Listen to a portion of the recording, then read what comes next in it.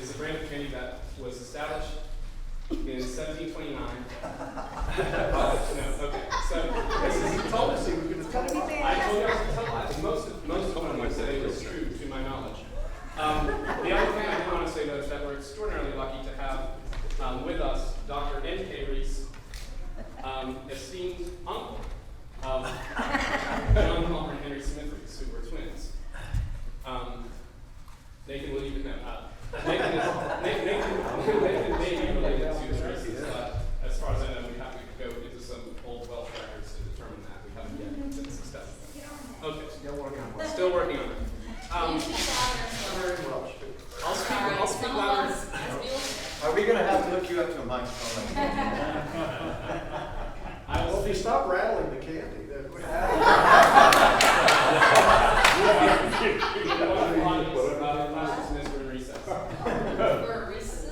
Reese's. And if you, I don't know if you tried this, but most of the Rees Brothers songs are edible. Last name. Okay, yes, Dad. All right. Okay. So this actually is a class about two composers. Okay, two singers, two people who were highly involved in the Sacred Harp's life for a large portion of the time. Twin brothers, John Palmer and Henry Smith Rees. You have pictures of both of them on the front page of your packet. As I said, both prolific tunesmiths, leading figures in the second generation of Sacred Harp contributors. So born November 23rd, 1827. That's a generation after Benjamin Franklin White was born. So part of kind of the second generational cohort. Yes. And and we're about to get there. Exactly. So through their involvement in singings and through their compositions, they span, in a way, the world of 19th century Sacred Harp singing, the world of B.F. White's, of course, the compiler of the book, the world of his Sacred Harp circle, and the advent in the 20th century of kind of like a course for the book into the present day. So for that reason, they're interesting people to talk about. Also, they wrote some really fine music that they just want to talk about, so we have excuse to sing their songs. And we will sing a bunch of their songs. I already mentioned this to some folks. When Sacred Harp came out, much of the music in it was in 3 parts. And one thing that's interesting to look at is how did the composers of these first couple of generations, how did they choose to arrange their music in 3 parts or in 4? Most of the Rees Brothers music, not all, we'll get to this, is in 3 parts, so we're going to sing it in 3 parts, so you all should sing the bass, unless we say otherwise, okay? And we heard that on that first song there. It has a bit of a different feeling, and that was the sound of the Sacred Harp singing for in a number of cases. So, a little bit about their lives. At least J.P. Rees was a student of S.R. Pennock. Pennock being the composer of a song on the Sacred Harp on page 275 on the top, Loving Kindness. Also the person memorialized by the title of the song that Pete led last night, Pennock. J.P. Yes, here it's the only person whose initials are part of the lyric, right, in the Sacred Harp. Last verse, your lies the dust, and that's SRP. If you're looking for something to put on your own tombstone, not a bad choice, I guess. J.P. was a farmer. He was a tax collector. He was a mason. He had 10 children. One of his children was a prominent singer named J.T. Rees, active in the Chattahoochee Convention. H.S. was a missionary Baptist preacher in Southwest Georgia for 67 years. A prominent, a prominent singer, but somewhat less closely tied to the world of kind of the Sacred Harp music. Probably thanks to his work as minister.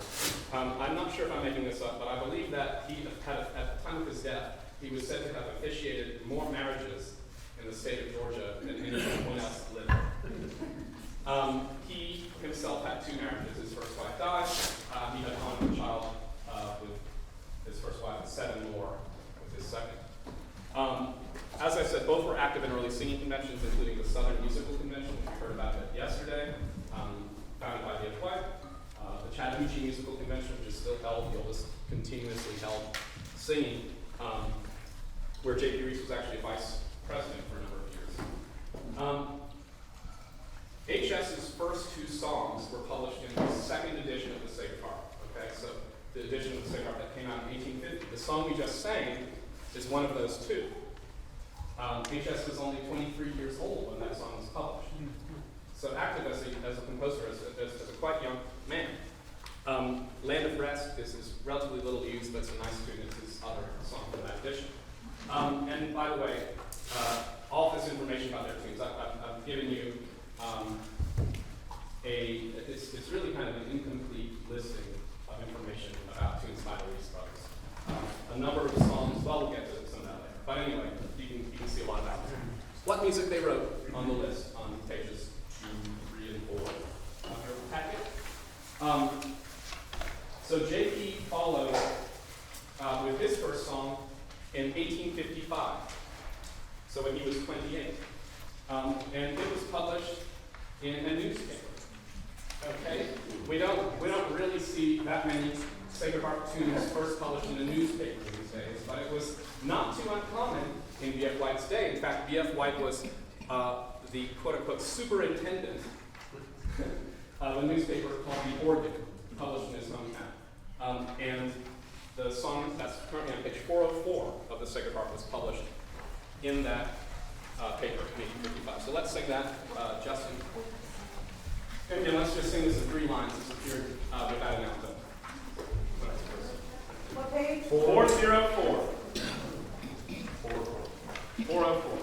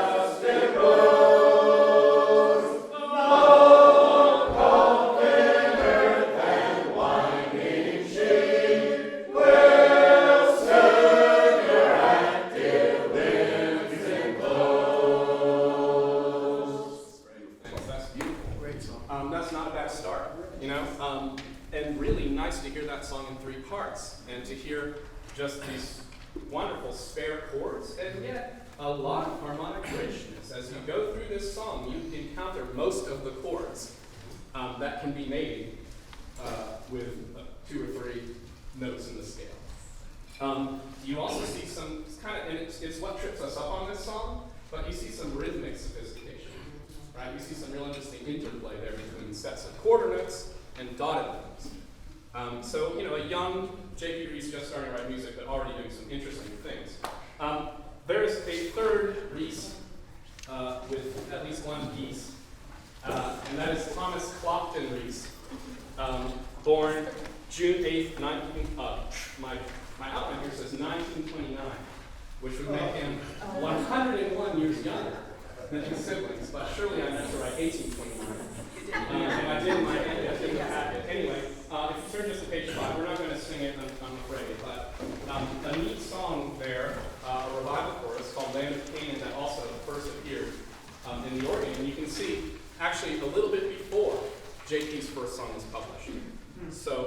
TC was a composer at 25. Yeah. And it's worth saying also, as they were starting out, around 1855, perhaps a little later, both HS and J.P. Rees, even though they were in West Georgia in the kind of circle of B.F. White already involved in the Sacred Harp, they were also agents for the social harp, a tune book published well across the state. They were listed as the agents for Columbus, Georgia. So part of the kind of wider world of SHMHA tune books in Georgia, not just the Sacred Harp. By the close of the decade, though, both were really thoroughly enmeshed in the Sacred Harp world, and their music from that time is really kind of exemplary in terms of what we think of now as the 19th century style of Sacred Harp music. So there's a third edition of the Sacred Harp that J.P. Rees was a member of the committee that worked to produce the book, to add an appendix to the Sacred Harp. And both contributed a bunch of songs to this third edition. So what do I mean by representative of Sacred Harp singing? Well, of Sacred Harp music, I should say. One thing that we talk about a lot when we talk about the Sacred Harp and the songs in it is this notion of gapped scales. Okay? So how many notes are there in the scale? Okay, 7 or 8, right? Depending on whether we're counting the octave. Good. The octave into rudiments. That's a good sign. When we say gap scale, we mean we're not using all 7 of those notes in composition. Right? So we might talk about a hexatonic scale. Hex meaning 6, right? Or even a pentatonic scale, meaning just 5 notes. We're going to sing a song that uses, I guess, what we would call a quadratonic scale. Okay? It's in your packet. David Smith has offered to lead it. It's page 7, top piece. And it's worth noting, by the way, there's a song in our book on page 418 by Edmund Dumas called Rees. Yes. So here's Dumas. Here's the character.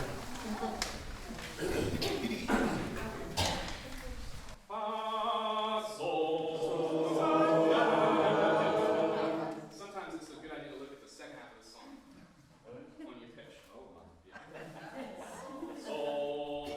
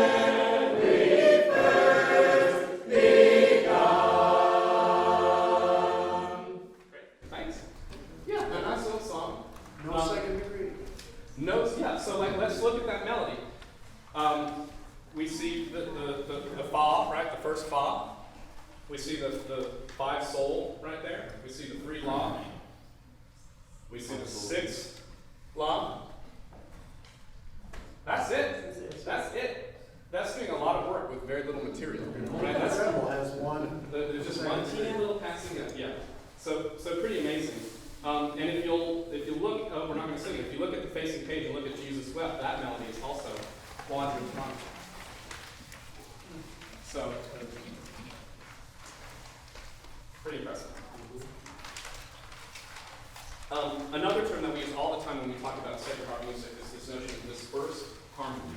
Okay, dispersed harmony. And nobody has ever really agreed what dispersed harmony means exactly.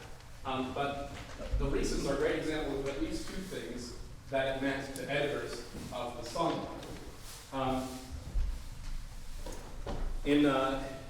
Aldo taught a class about Payne Denson yesterday. Payne rewrote the rudiments for the Sacred Harp for the 1936 edition. And in them he said that this first harmony is when notes forming the chords are separated from each other by wide intervals. Okay, so we might think of close harmony as when the notes of the chord are bunched together. If you spread them way apart, that's this first harmony, according to Payne Denson. We're not going to sing it, but if you flip to 567, this is a song that we managed to sing at one of our night singings already this week, so we don't need to sing it today.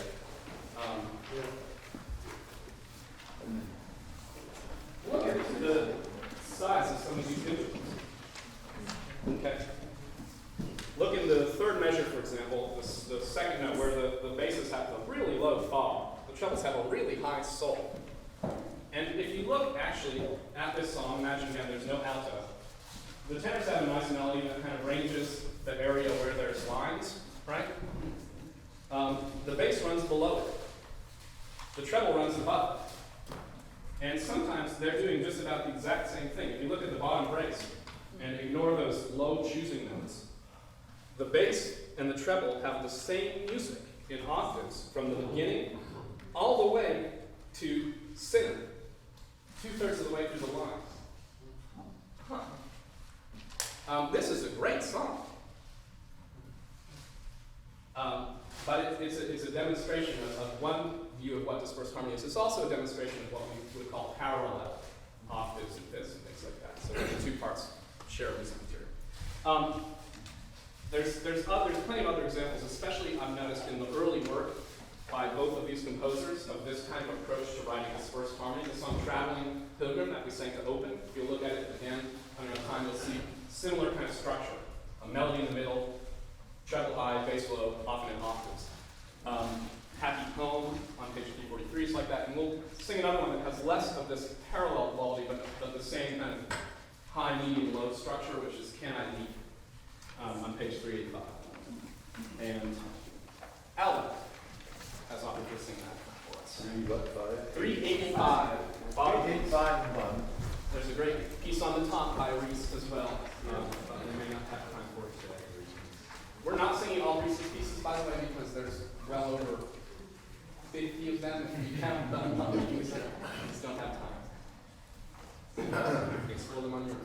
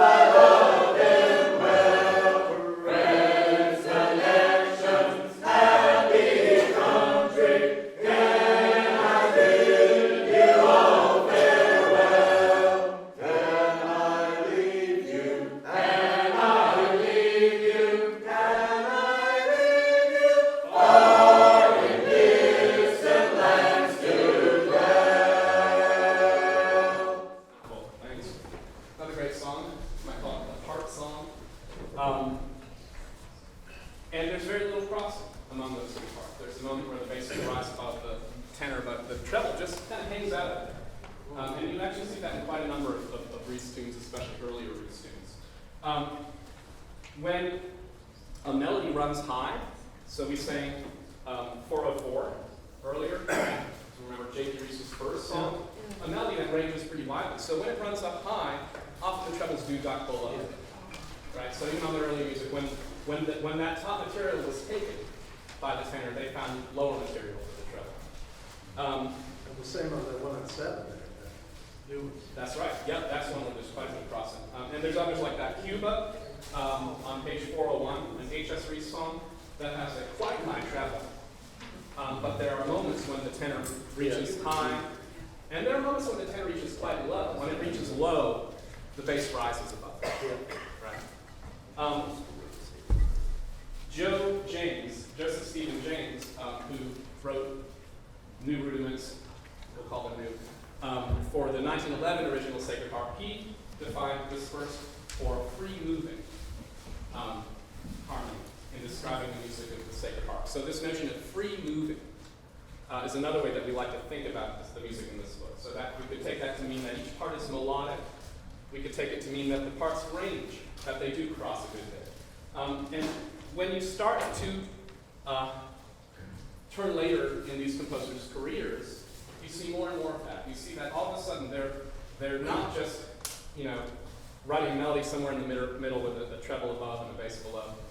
They're really, seems to me, maybe thinking more about how to integrate some of this free-moving quality into all of the parts. We'll sing a couple of examples. First one may be somewhere in between, but that's Sweet Morning, H.S. Rees's song on page 421. And I believe Helen will lead this one for us. And so again, this is another three-part song originally, so we'll sing those three parts.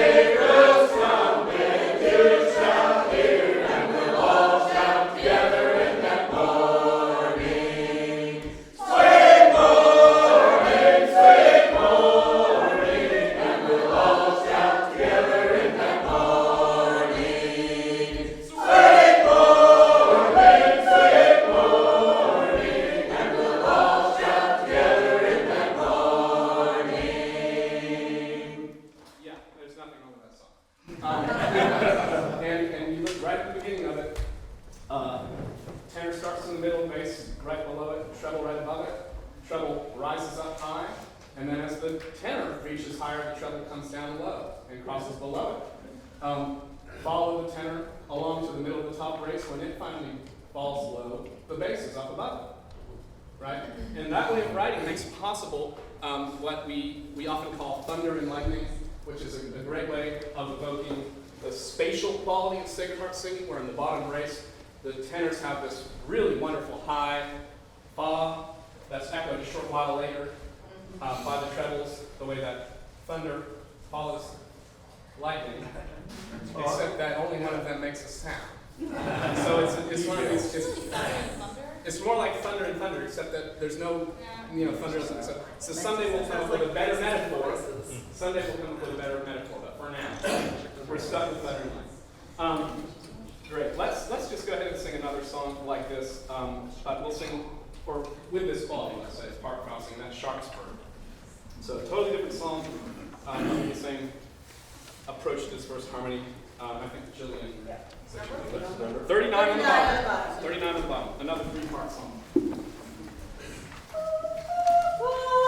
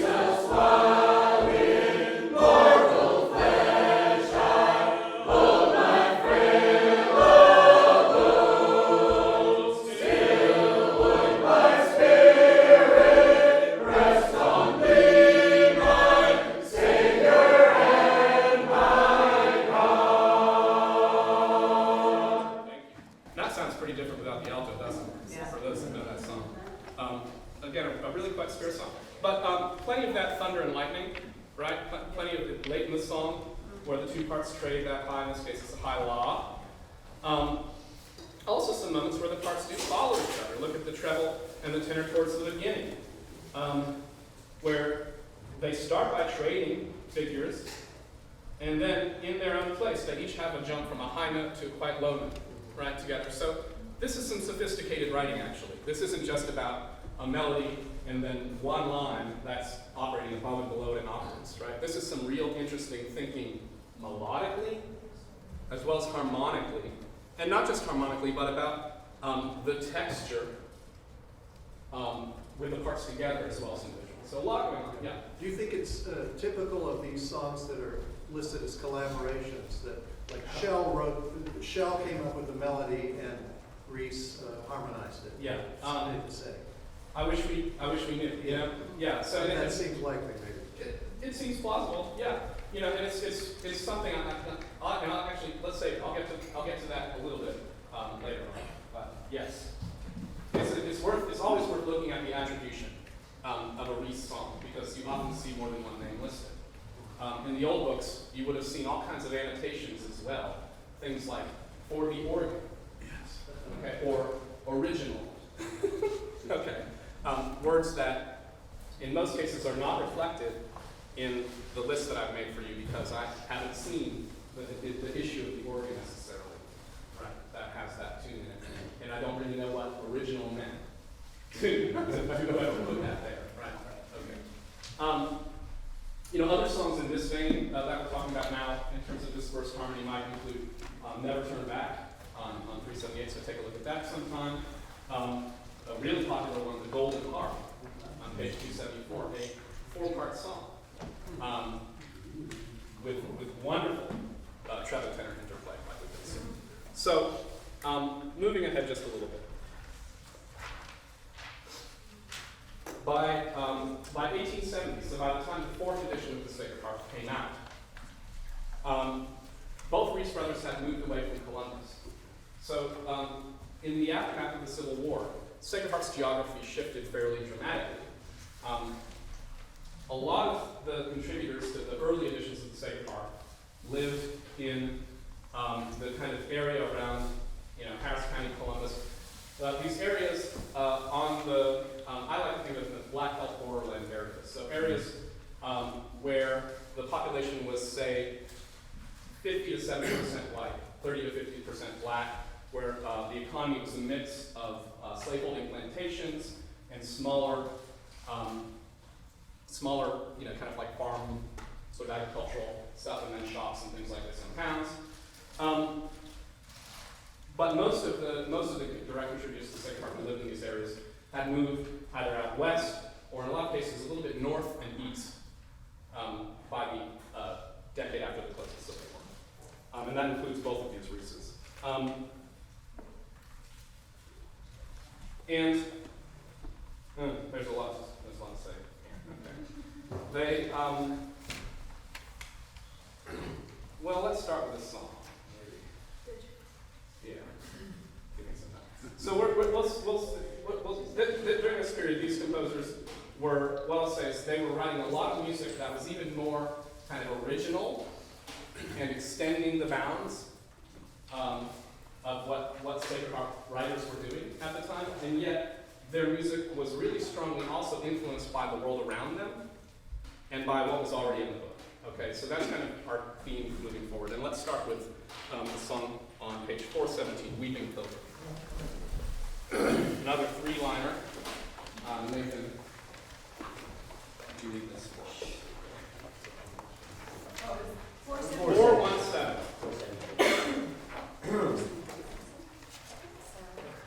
3-line song. 3-line song.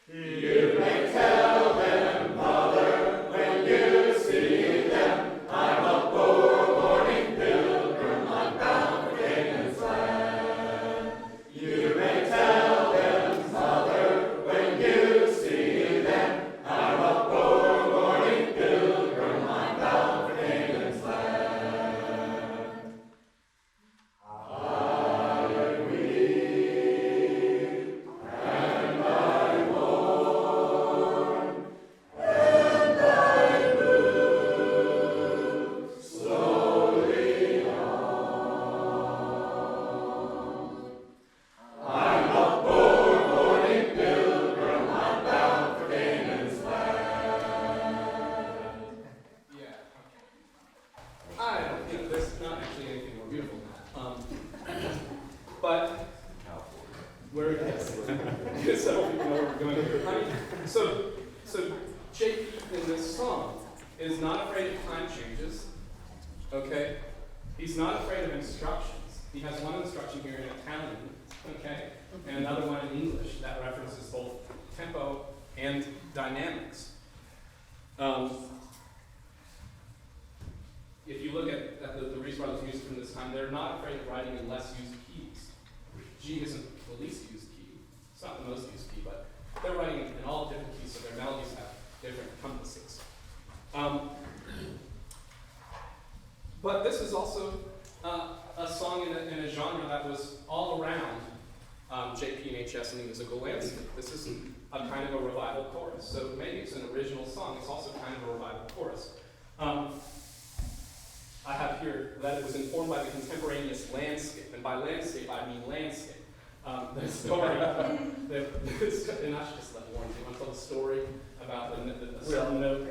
Yes, that's a story about that. that he was in that 3/4 section and writing the melody, and he was sitting off in a meadow somewhere, and we know that White was also, he listened to nature for his music, and so Rees was doing the same, and he had gotten to that, and I moved slowly on, and he couldn't find the right note, and he heard the cow lowing, and it went, oh, and that low E there in the melody is so unusual and so unexpected. So unexpected. And so I would attribute that to the cow. To the cow. So who said that there weren't any cows? Okay, great, thank you. Yeah, and one great note, as good as any note, and a note that, by the way, crosses under the bass. Yeah. In that place. So JP and HS really listened to the world around them. They wrote a number of, really what's characteristic of the Sacred Harp in the 19th century are these revival choruses. And the songs in this corpus, their tunes show up around, right, in other books. We generally think of these songs as arising out of large integrated camp meetings, large gatherings where black and white and native Southerners, in the context of slavery, in the context of Indian removal, nonetheless were in this space where some of the incredibly oppressive regulations in place temporarily eased or broke down, created a sphere in which, in the course of kind of a religious awakening, new tunes appeared. And this was the music that was in the air in this Black Belt borderlands where these composers were active. I think that when you look at that music that has the kind of rhythmic roughness of some of these Rees tunes, in comparison with some of the other composers who were from this time and place, you might think that they were maybe a little bit more transcription-oriented than some of the arrangers of these songs of miscegenated origins. Okay? So, you can look at, in contrast, you can look at the tunes of L.P. Breedlove, okay? A young white man who grew up on a large slaveholding plantation and whose songs are sequences of quarter notes, right? They are regularized songs. When we sing, we sometimes sing things that aren't on the page, right? And when these people wrote down tunes that they heard, they weren't writing down what they heard, right? They were writing down something that could convey a musical idea. And when LP did that, I think he stripped away more, okay? So there are kind of presences in not just the songs of the Reeses, but several of these composers, of this kind of integrated sonic environment, where these composers were active. HS has a real reason in particular to know these songs, which is that during the Civil War, JP served in Company 1 of the 37th Georgia Infantry. HS was in the civilian population. He was a medical assistant. After the war, he served a black church for a year. He was involved in setting up the first black church in Georgia, a church called Bethel Baptist Church. The circumstances of the establishment of black churches after the Civil War are not so straightforward. It's not a matter of benevolent white people helping black people set up churches. It's more a matter often of ejecting black people from white congregations, right? So what HS's relationship was with these black Baptists, who he spent years of his life working with to found churches, we can't know, right? But we can certainly know that black sacred music was all around him. He was in contact. And he was in contact, yes. Let's sing one of HS's songs. So HS has a number of songs from this period and before that we would call revival choruses. We'll sing one that was not published in the Sacred Harp. In 1870, a Sacred Harp contributor, a man named E.T. Pound, Edwin Theophilus Pound, came out with a book called the Vocal Triad. And it has a bunch of HS readings. Turn to page 8, and we'll sing one of them. We'll sing the bottom song. So the top song there, and I'll you know, these are both songs that just have more life to them than a song like "I'm Going Home," sorry, which is a wonderful song, but a song that is pretty regimented. These songs seem also a little bit related to me. If you just follow, we're not going to have time to sing them both, but if you follow the contours of these melodies, one's kind of like a minor version, one's kind of a major version, right? You can find Humble Penitent in both the Cooper and the White edition, so it's accessible. This one on the bottom is really hard to come by a copy, so give it a listen. Let's see.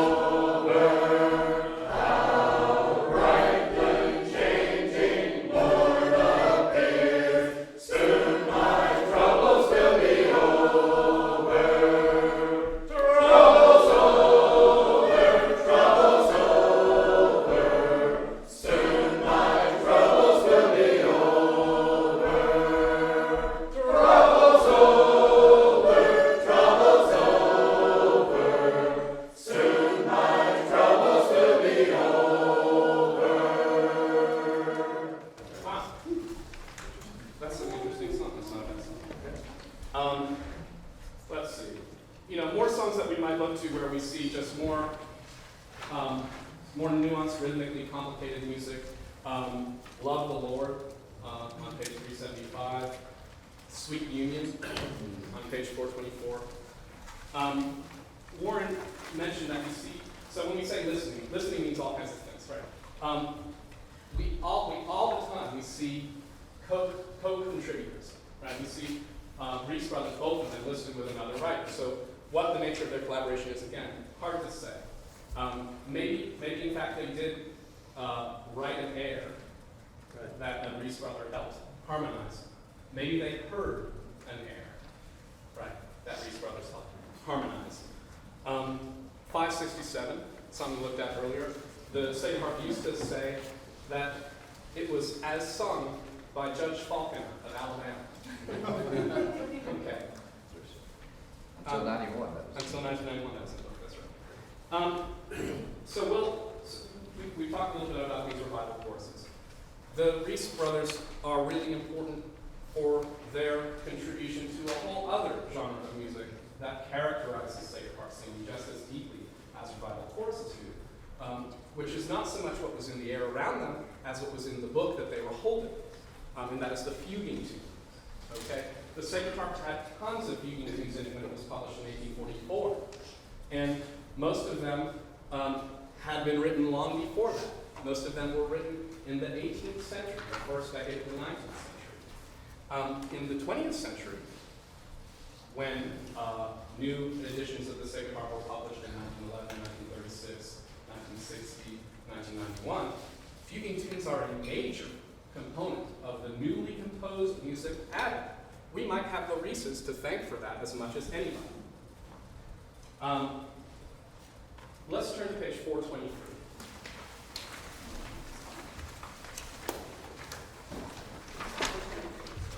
And before you can come up, before we sing this stuff, keep your finger in there and turn to page 181.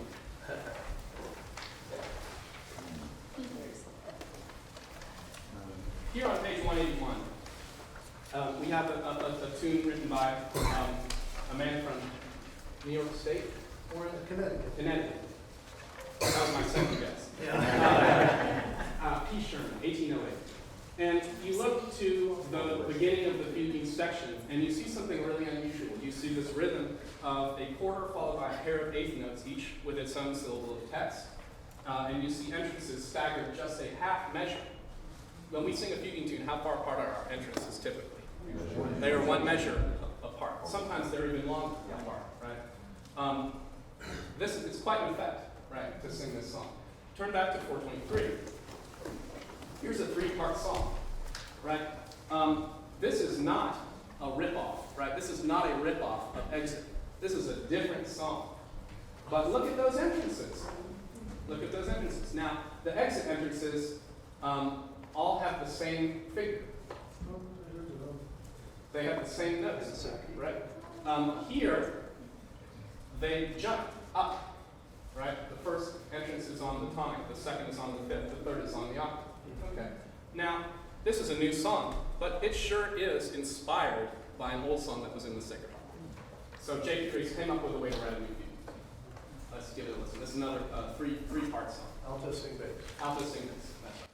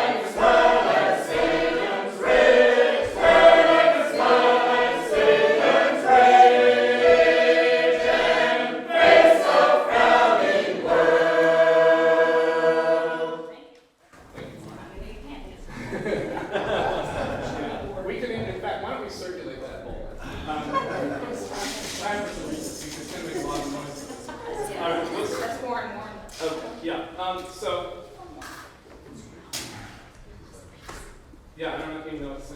I mean, all these features we've been talking about of Rees Brothers' music, right, in terms of the part crossing, in terms of the voicings, and then we throw into the mixed fugue. And some early fuguing tunes have entrances, and then they're just kind of a block going forward. But this has a second round of entrances, and then it has a wonderful piece of swirling motion as we're talking about smiling at Satan's rage as the parts come together. I mean, this is sophisticated work, right?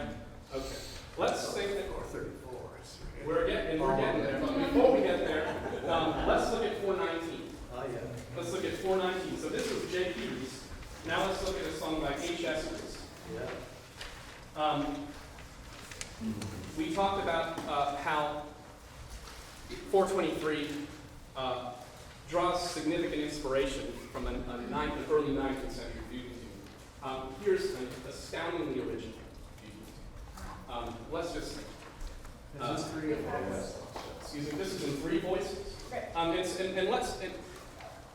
You may know this song. Let's really think about how these 3 voices fugue. Okay, how they play together over the course of the song.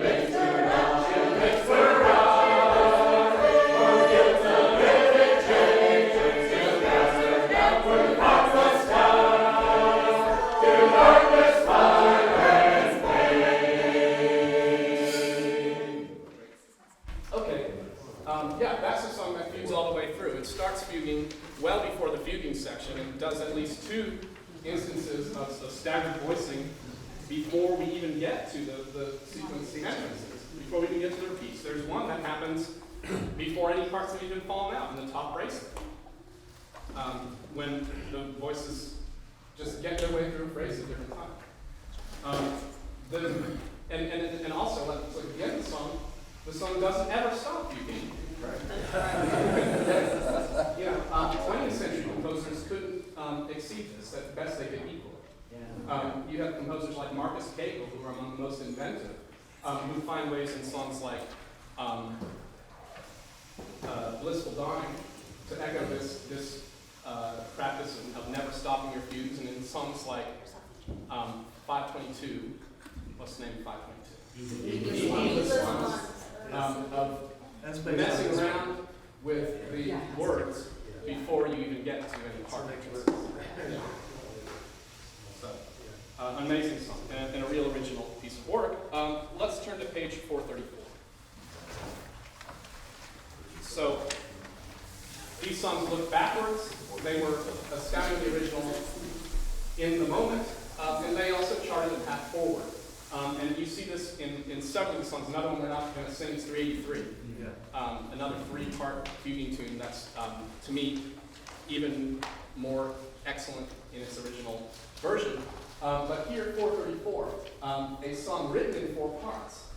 Okay, a song with an alto that is original to the song. So we're going to sing this alto, like just about all of the 20th century fuguing tunes we sing. A song that exhibits tons and tons of part crossing, a song that does a whole lot melodically, while basically staying on more or less 1 or 2 chords. Okay, something we see all over the 20th century. A song that, in a way, fuses the melodic approach that we've seen JP&HS develop over years, the harmonic language that we find in these revival choruses, with an 18th century form, that of the fuguing tune. And that is the model that gave rise to whole whole third century. So let's sing 430. And not even the accordions. Not a single one. And if you don't know what that means,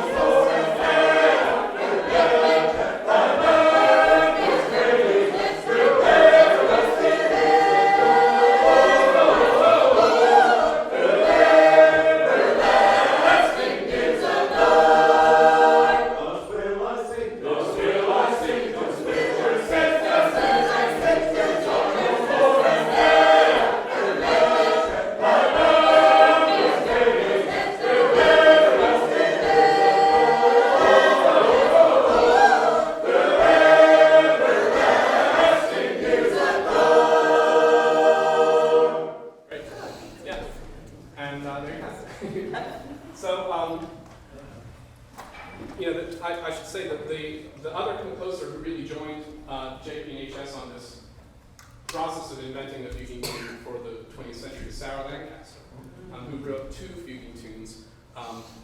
One, Last Words of Copernicus in 3 parts, and one, Sardis, the same edition that this Fillmore first appeared in 4 parts. And Sarah, of course, is one of 3 sisters who have music in the Sacred Harp. All 3 corresponded with the Reeses, trading tunes back and forth. So part of this conversation that helped create Sacred Harp music between them. So just a word about the Reeses' late music, and then we'll close. This song's the first one we sang with 4 parts, right? So you can notice that just as these composers are developing their skills, experimenting with new approaches to harmony, finding inspiration from the past, they're also not stuck in the mud. They're responding to engaging with trends towards modernization. One way that they're doing this is by embracing the reintroduction of the alto. J.P. Rees composed a new alto for a 3-part song in the Sacred Harp, and that's 97, Will Soon Be There. The alto to 97 was written by J.P. Rees, added to the book in 1859. So even before he himself was writing 4-part music, he was writing alto parts for 3-part songs. You also see the 2, and I also already mentioned the Golden Harp, the song. You see the brothers kind of choose different paths in terms of how they engage or they send their music.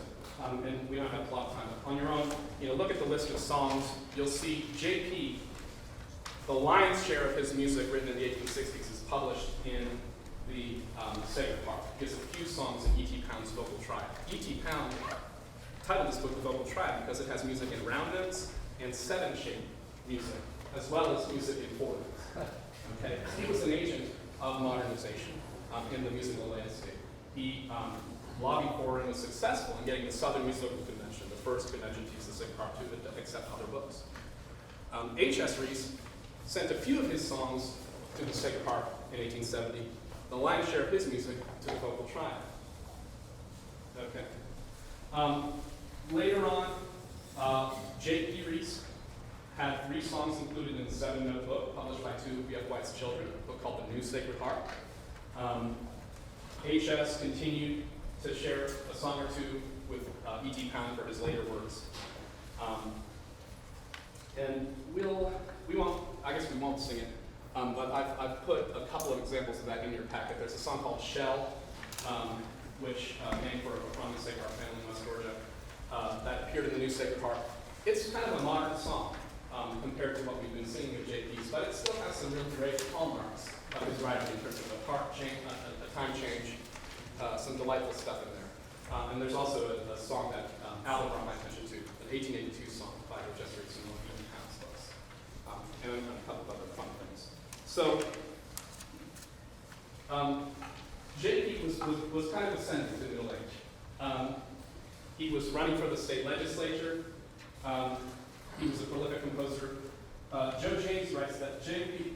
had written a number of songs that had never been published in any songbook, but sometime before his death, he happened to the accident of having his dwelling burned, losing his entire library, as well as what compositions he had on hand. So there was more J.P. Rees music that we'll never get to see.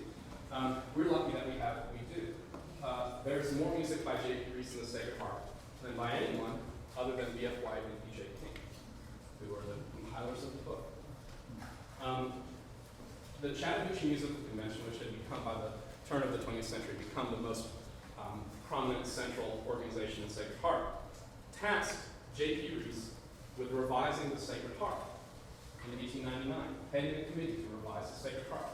He was the person that this convention turned to after B.F. White's death. J.P. Rees died of pneumonia the following year. So we don't know what, there are a lot of fits and starts, and it's a topic for another class. There's a lot of fits and starts in the attempt to figure out what to do with the book after B.F. White died. Had most of these options succeeded, we probably wouldn't be here. And the Sacred Harp probably wouldn't have gone the way as all the other 2 books that you've never heard of. But I don't know, J.P. Rees might have done a good job. H.S. lived long enough to see all 3 of the competing revisions of the Sacred Harp in the 20th century, and he even contributed to a couple of them. He had a new song of his placed in J.L. White's 1909 first attempt to revise the Sacred Harp, still in the version that we have today, on page 550. And one of his Vocal Triad songs was also included in that. Joe James placed his song Weep No More, Wax, in original Sacred Harp. It closes the book, which is kind of an honorific position. And he noted the date composed, which was June 14, 1911, just 2 months before the book went to print. So probably contacted by James. There was probably some kind of interaction that led to that. James noted that Rees, H.S., had written his first song in the Sacred Harp, which was Traveling Pilgrim, 61 years ago at that time. That was a 61-year period of activity writing music for the Sacred Harp. Okay. He is the only person whose direct contributions to the Sacred Harp spanned the 19th century editions that B.F. White supervised and the 20th century editions that kind of set us on. So he's a really important link between B.F. White's generation and the people like the Densons that carried the Sacred Harp well into the 20th century. So together, the Rees brothers helped define Sacred Harp for the 20th century. They served as a bridge between editions, as well as through their involvement in conventions. I should say H.S. Rees, when he died in 1922, was 93 years old. People that we have sung with sang with H.S. Rees. So let's close on an earlier song. Let's sing 69 at the bottom. This is a 3-liner. It kind of takes us back to some of these early tunes we were talking about, but it's a good one. It's one we don't use very often. 69 at the bottom. We use it a lot as a closing song. Great, yeah, that's great. Hugh Bill, we do that a lot.